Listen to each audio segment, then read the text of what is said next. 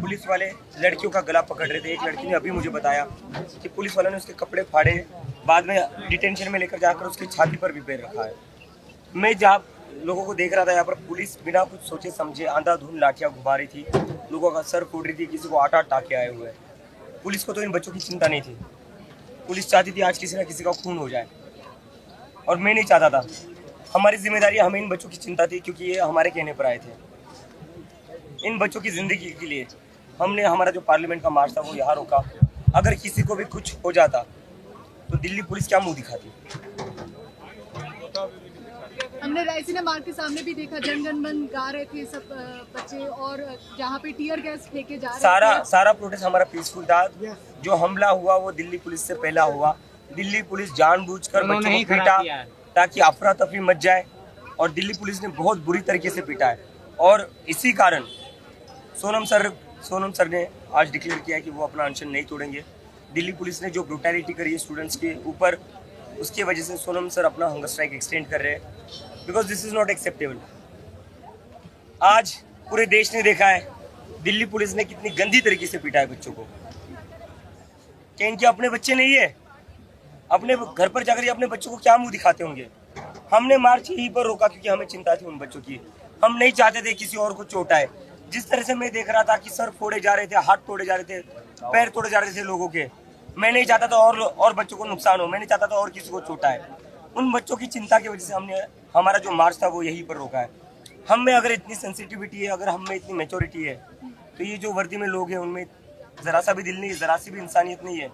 और उस सरकार का क्या, जिसने ऑर्डर दिए थे बच्चों के ऊपर लाठियाँ चलाने के, इतनी क्रूएल सरकार कैसे हो सकती है? पूरी दुनिया देख रही है ये सरकार कितनी क्रूएल, और बच्चों को किस तरीके से पीटा है। आज जेपी नड्डा से बात करने के बाद आप लोग ये सरकार ने एक तरफ बात करने के लिए बुलाया और दूसरी तरफ बच्चों पर लाठियाँ चला रहे थे। अभी भी चला रहे हैं। आउटर सर्कल पे लोगों को अभी भी आउटर सर्कल पर बच्चों को मार रहे हैं। उन्होंने सौरभ के ऊपर एक एफआईआर भी किया है एनएचआरसी की तरफ से, यूएपीए जो एक धारा है, क्योंकि उन्होंने जो वीडियो सोशल मीडिया पे डाला है, पुलिस का मानना है कि वो फेक है। कौन सा वीडियो? सौरभ दास के एक्स हैंडल से जो एक पोस्ट हुई है एनएचआरसी, या तो इंटरनेट चल ही नहीं रहा है, या तो इन्होंने जैमर भी लगा रखे, तो मैं वो वीडियो देख नहीं सकता। एनएचआरसी की तरफ से एफआईआर दर्ज करने की बात कही।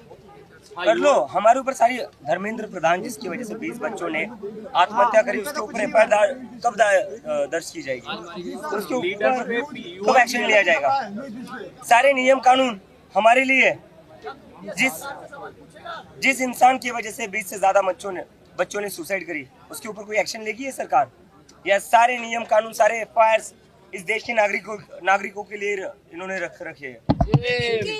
जब मार्च आपने रोक दिया था तो ये कम्युनिकेशन नहीं था, जो प्रोटेस्टर्स थे उन तक नहीं था ये clear communication.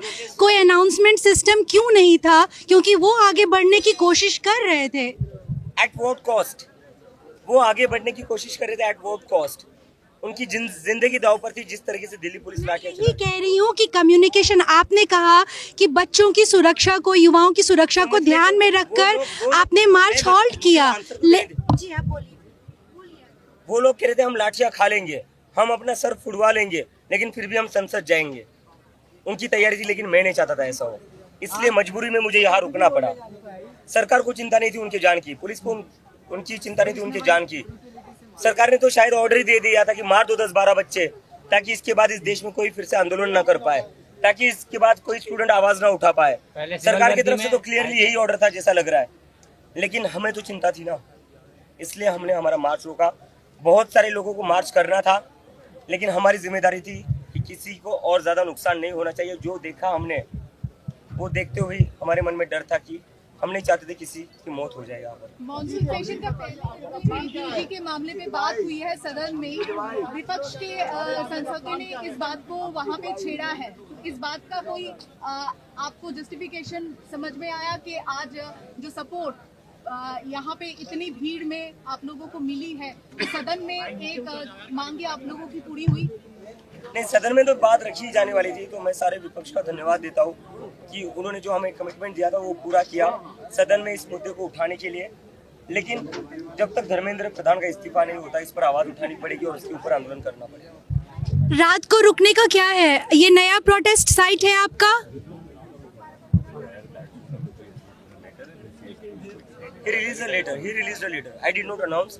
He released a letter on Twitter. Because मुझे पता है कल को मीडिया फिर से बोल देगी कि अभिजीत दीक्षित सोनम सर का अनशन बढ़ा रहा है। अरे एक सवाल का जवाब बताइए भाई की। सर मुझे मीडिया से बात करने दीजिए ना। तो सर रुकिए ना, तो आप मीडिया से तो आपको तो पता होगा ना, पहले एक क्वेश्चन का आंसर जब होता है तभी दूसरे का आंसर दिया जाता है। थोड़ा डेकोरम सर, डेकोरम सर, थोड़ा डेकोरम। अगर आप मीडिया से तो आपको डेकोरम पता होना चाहिए।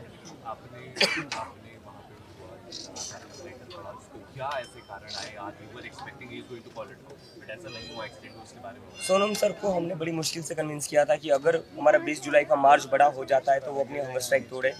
He agreed on that. लेकिन आज जो पुलिस की तरफ से ब्रूटैलिटी करी गई, आज जिस तरीके से पुलिस ने बच्चों पर लाठियां चलाई, सर फोड़ा, एक लड़की के कपड़े फाड़े गए, उसकी छाती पर उनके छाती पर पैर रखा, और ये सब मेल पुलिस ऑफिसर्स ने करा। सोनम सर ने ये सारी चीज़ें देखते हुए ये डिसाइड करा है वो अपना हंगर स्ट्राइक एक्सटेंड करेंगे। He won't and his hunger strike and it is very disturbing because Sonam sir का जो कैपेसिटी था हंगर स्ट्राइक का, दैट वाज 20 to 21 डेज। जितनी भी मेरी उनके फैमिली मेम्बर से बात हुई है, जितनी सोनम सर से बात हुई है, उनके डॉक्टर से बात हुई है, अभी सोनम सर की लाइफ एक्चुअल डेंजर में है and I don't want him to continue his hunger strike because that is extremely dangerous for his life.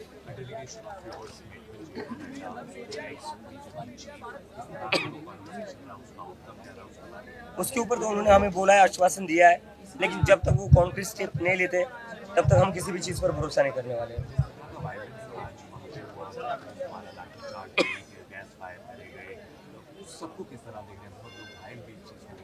मुझे समझ नहीं आता इस तरह का वायलेंस क्यों किया गया है। 1 महीने से ये प्रोटेस्ट पीसफुली चल रहा था, आज का मार्च भी पीसफुली चल रहा था, पुलिस ने पहले लाठी चलाई। पुलिस की सिविल वर्दी में थे उन्होंने फायर भी हुआ। आपके दोस्त है, हम लोग नहीं है, वो स्टूडेंट है, वो लगा आपस में लड़। एक सिविल वर्दी है पुलिस वाले, उसने मेरा मोबाइल छुड़ा दिया। मुझे सिविल वर्दी में थे, उन्होंने उपद्रव किया, फिर उसके बाद लाठीचार्ज हुआ।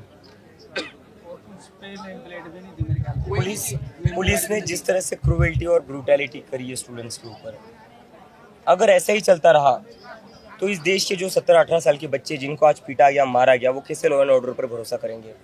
वो कैसे कल अपनी सिक्योरिटी के लिए पुलिस के पास जाएंगे? जिन लड़कियों का सर फोड़ा गया, जिन लड़कियों के कपड़े फाड़े गए मेल पुलिस ऑफिसर द्वारा, क्या वो लड़कियां कल को पुलिस स्टेशन जाएगी? अगर उनको कोई मोलेस्ट करता है, कल के उनके साथ कुछ गलत होता है, क्या वो ट्रस्ट कर पाएंगी पुलिस वालों के लिए? कोई भी 17-18 साल का इंसान जो आज इस प्रोटेस्ट में शामिल था, वो मुझे नहीं लगता इस देश की पुलिस पर कभी भी भरोसा करेगा।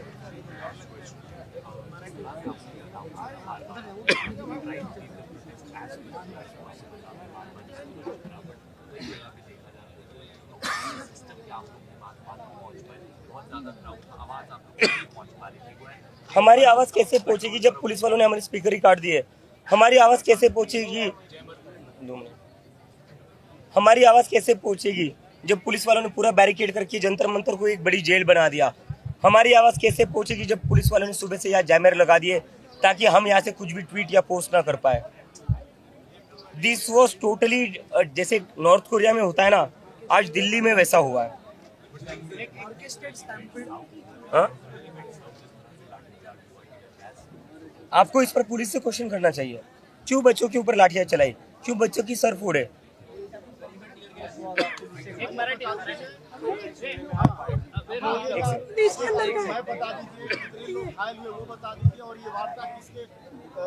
घायलों का नंबर अभी, अरे सर मैडम मुझे पता है, एक सेकंड आप रुकिए ना। क्या आपका पहला सवाल? रोड मैप क्या है और मध्यस्थता कौन कराया आप लोगों की बातचीत हुए? अभी तो हमारी जो सबसे पहली प्रायोरिटी वो सोनम सर का अनशन तुड़वाना है, क्योंकि सोनम सर की जान धोखे में। वो जो अनशन है 21 या 22 दिन तक ही कर सकते थे। जो उनके मेडिकल डॉक्टर से मेरी बात हुई है, जो उनकी फैमिली मेम्बर से बात हुई है, उससे मुझे जितना समझ आया था, जितनी सर से मेरी बातचीत हुई उससे मुझे जितना समझ आया था वो ये था कि सर की बॉडी 20-21 दिनों का अनशन झेल सकती है। उसके बाद सर की लाइफ को सीरियस थ्रेट हो सकता है, और सर का मास मसल ऑलरेडी बहुत ज़्यादा कम हो चुका था। और अभी सर के ऑर्गन्स डैमेज हो सकते, तो हमारी पहली प्रायोरिटी आज 23वां दिन है, आज हमारी पहली प्रायोरिटी है सर का अनशन तुड़वाना। उसके बिना हम नहीं चाहते आगे कुछ भी हो, क्योंकि अगर सोनम सर को कुछ हो गया तो इस मूवमेंट का भी कुछ नहीं हो सकता, और उससे भी ज़्यादा बड़ी बात, ये इस देश के लिए बहुत बड़ा लॉस होगा, क्योंकि इस देश को बहुत सालों बाद एक ऐसा इंसान मिला है जो सत्याग्रह करके आंदोलन कर रहा था।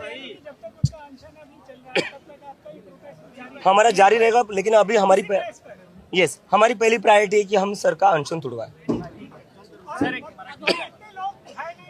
उसका डेटा अभी तक हमारे पास आया नहीं, हम बातचीत करें, हमारी टीम सभी से कांटेक्ट कर रही है, जैसे हमारे पास नंबर आएंगे हम बता देंगे।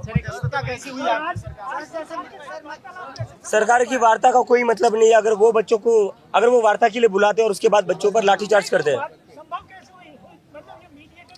उन्होंने भीड़ देखकर दिल्ली पुलिस के अफसर ने कहा कि पहले आप डीएम से मिलिए, तो हमने कहा हाँ, तो हमने कहा डीएम या डीसीपी से क्यों मिले हम, तो उन्होंने कहा कि कलेक्टर से मिलिए। हमने कहा कलेक्टर से भी क्यों मिले, जब बात हो रही है मंत्री के इस्तीफे की तो कलेक्टर थोड़ी ना मंत्री का इस्तीफा करवाएगा। तो हमने बोला हमें मंत्री के साथ ही बैठना है, एक सीनियर लेवल का मंत्री चाहिए, लीडर ऑफ द हाउस, और बीजेपी के पहले प्रेसिडेंट भी रह चुके हैं। अभिजीत, एक सवाल है।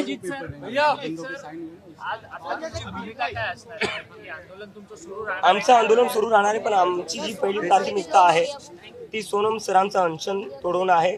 कारण की आज जो काही प्रकार दिल्लीमध्ये घडला, ज्या प्रकारे पोलिसांनी इथं स्टुडंट्सला मारहाण केली, त्यांचं डोकं फोडलं, ज्या महिला होत्या महिलांचे कपडे फाडले, त्यांच्या छातीवर पाय देऊन त्यांना मारण्यात आलं, ते पाहता सोनम सरांनी निर्णय घेतला आहे की ते त्यांचं उपोषण जे आहे ते चालू ठेवणार आहे।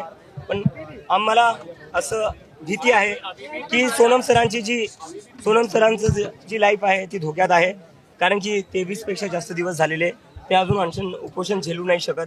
त्यामुळे आमची पहिली प्राथमिकता आहे सरांचं उपोषण तोडवणं। परंतु आता मात्र पोलिसांनी तुमच्याबरोबर जो व्यवहार केलाय तो योग्य पद्धतीचा नाही, तुमचं जंतर मंतरचं जे ठिकाणी स्थळ आहे ते देखील तोडून टाकण्यात आलं आहे। आज त्याच ठिकाणी बसून तुमचं रात्रभर आंदोलन सुरू राहणार आहे। आम्ही तिथेच चाललोय आता। परंतु पोलिसांनी आता मात्र आम्ही बोलू पोलिसांसोबत। अभिजीत, एक सवाल है। मैं एक साथ बोल देता हूँ, मैं हर किसी को 1 to 1 नहीं दे सकता यार, एक साथ बोल रहा हूँ मैं। आज जो दिल्ली पुलिस ने करा है, आज जो स्टूडेंट्स को मारा है, जिस तरीके से स्टूडेंट्स का सर फोड़ा है, वो बहुत ही शर्मनाक है। इसके वजह से पूरी दुनिया में हमारे देश की बदनामी हो रही है, और दिल्ली पुलिस ने ऐसा क्यों करा ये सबको पता है। ऊपर से ऑर्डर आए थे, नरेंद्र मोदी और अमित शाह से ऑर्डर आए थे। दिल्ली पुलिस ने 12 साल की बच्ची का सर फोड़ा है, एक लड़की के छाती पर पैर दिया है दिल्ली पुलिस के मेल ऑफिसर्स ने। जिस 12 साल की बच्ची का सर फोड़ा है वो एक मेल पुलिस ऑफिसर ने फोड़ा है, और इसी के चलते ये देखते हुए बहुत दुख के साथ ये मुझे कहना पड़ रहा है, सोनम सर ने अपना अनशन जारी रखने का घोषणा की है। सोनम सर का ये कहना है कि जिस तरीके से पुलिस ने स्टूडेंट्स को मारा पीटा, उससे उन्हें काफ़ी दुख हुआ है, और उसके चलते वो अपना अनशन जारी रखेंगे।